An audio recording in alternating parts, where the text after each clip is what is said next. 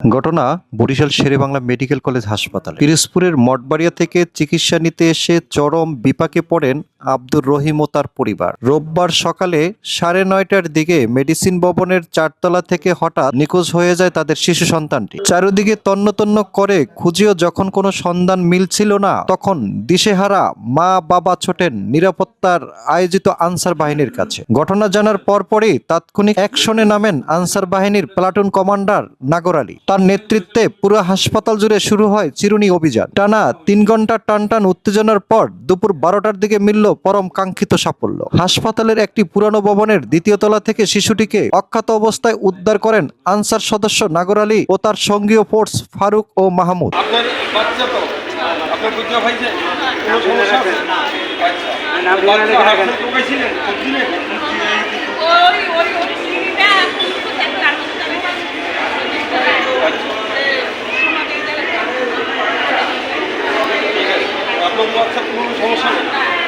কোলহারা সন্তানকে ফিরে পেয়ে চোখের জলে আনসার বাহিনীর প্রতি গভীর কৃতজ্ঞতা প্রকাশ করেন আবেগ আপ্লুত মা বাবা। সংকটের সময় আনসার সদস্যের এমন দ্রুত ও প্রশংসনীয় পদক্ষেপে বর্তমান সেবাসীম জুড়ে বইছে স্বস্তির হাওয়া।